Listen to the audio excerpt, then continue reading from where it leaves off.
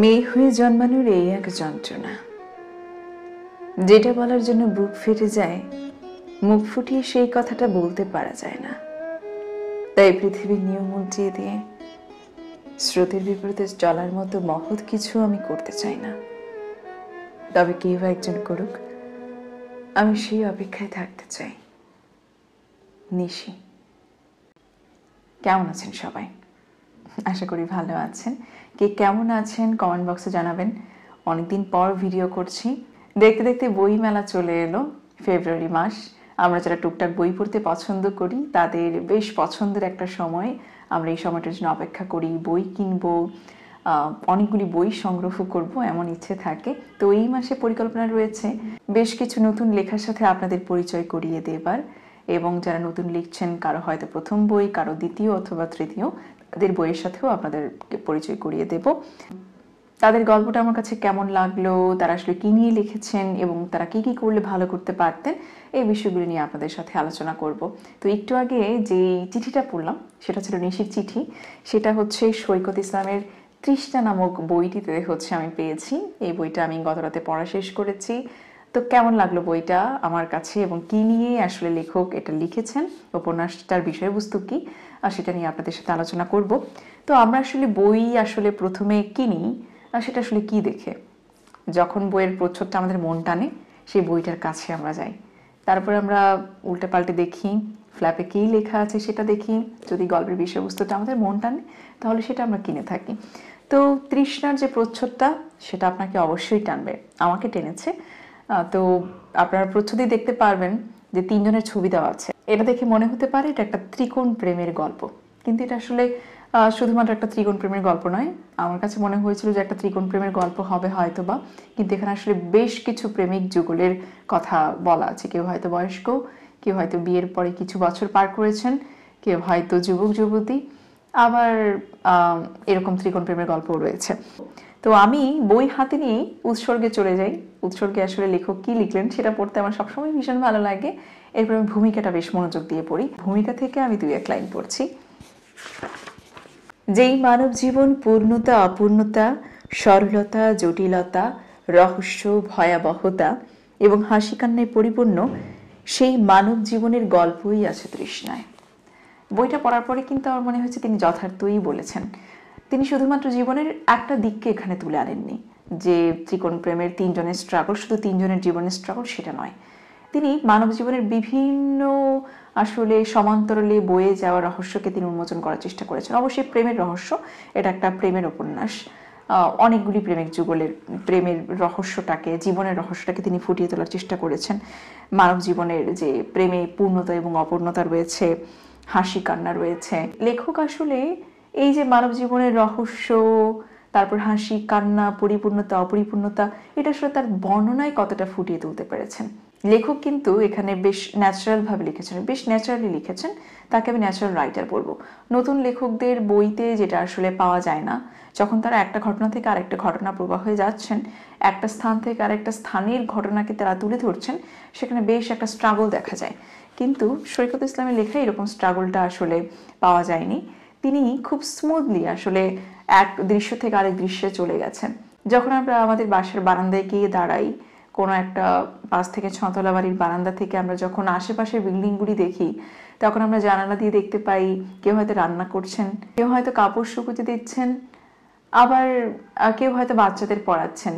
বিভিন্ন জীবনকে সেই জানালার ছোট ছোট খুপড়ি দিয়ে আমরা দেখতে পাই সমান্তরালে বয়ে চলেছে। তেমনি যখন তিনি বর্ণনা করছেন তখন এইভাবেই তিনি বিভিন্ন জীবনকে তুলে ধরেছেন। আমরা যাতে পাঠকরা সেই ছোট ছোট বর্ণনার ভেতর দিয়ে মনে হচ্ছে জানলার ভেতর দিয়ে আসলে আমরা বিভিন্ন জীবনকে সমান্তরালে বয়ে চলতে দেখছি। তো শুরুতেই বলছিলাম তিনি বেশ কয়েকটা প্রেমিক যুগলের আসলে এখানে প্রেমের রহস্যকে ফুটিয়ে তুলেছেন। তো প্রথমেই যাদের প্রেমের রহস্যটা আপনি পেয়ে যাবেন সেটা হচ্ছে শফিক এবং সমাপ্তির। তো শফিক এবং সমাপ্তির প্রেমটা বেশ যখন মাখো মাখো হয়ে উঠছে একদম শুরুতে, যখন মনে হচ্ছে না তাদের খুব কিছু মিষ্টি মুহূর্ত আপনি এক্সপ্লোর করতে যাচ্ছেন, সেই সময় অপ্রত্যাশিতভাবে আসলে শফিকের যে অসুস্থতাটা সেটা হচ্ছে আসবে, এবং শফিককে আসলে হাসপাতালে নিয়ে যাওয়ার কাহিনী নিয়েই শুরু হয়। যদিও প্রথম দিকে মনে হবে না শফিক সুস্থ হয়ে আছে, যেটা আসলে অপ্রত্যাশিত, আমার কাছে অপ্রত্যাশিত লেগেছে।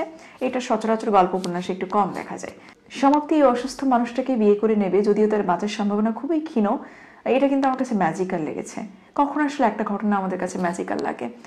যখন আসলে আমরা দেখি যে লজিক্যালি অনেক কিছু হয়তো মিলছে না, বা লজিক্যালি আসলে এটা হওয়ার কথা নয়, একটা মানুষের একটা সুখকর কিছু পাবার কথা নয়, কিন্তু তারা আসলে পেয়ে যাচ্ছেন, যেটা আসলে আমাদের মনের কোণে একটা আশা থাকে না আমাদের সাথে এমনটা হোক, কিন্তু আমরা লজিক্যালি সেটা মেনে নিতে পারি না, যে না এমনটা তো হওয়ার কথা না, এত ভালো ভালো কিছু আমার সাথে কেন হবে, লজিক্যালি তো মিলছে না। যেমন সমাপ্তি যেমন এখানে একটা মৃতপ্রায় মানুষকে বিয়ে করে নিচ্ছে, তো একজন প্রেমিকা কোনো হিসেব নিকেশ ব্যতীত আসলে একটা অসুস্থ মানুষকে এভাবে বিয়ে করে ফেলার কথা নয়, আমাদের লজিক এটাকে সাপোর্ট করে না। কিন্তু যখন এটা হয়ে যাচ্ছে, একটা মানুষ যখন এরকম আচরণ করছেন লজিকের বাইরে গিয়ে, তখন সেটা আমাদের কাছে ম্যাজিক্যাল লাগে বলে আমার কাছে মনে হয়।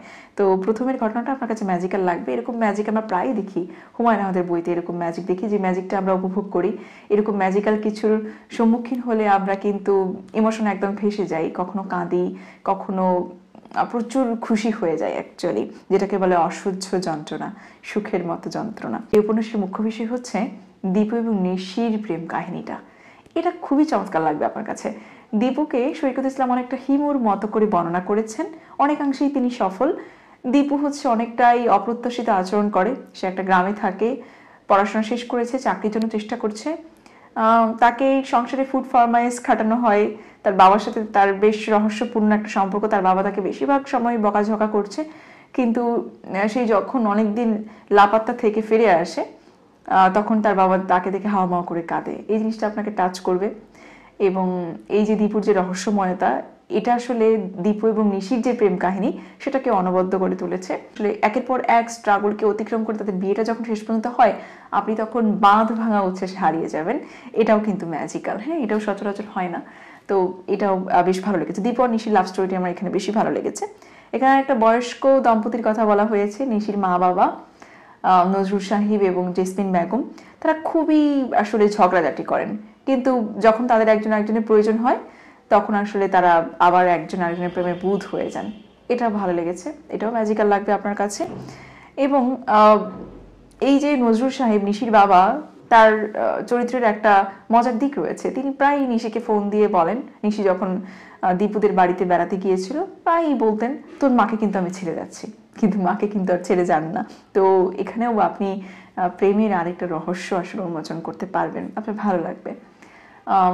এখন হচ্ছে সমাপ্তি এবং জামিলের যে আরেকটা কোণ, সমাপ্তি এবং শফিক, আর সমাপ্তি এবং জামিল। জামিল হচ্ছে আসলে দ্বিতীয় হাজবেন্ড বলা চলে।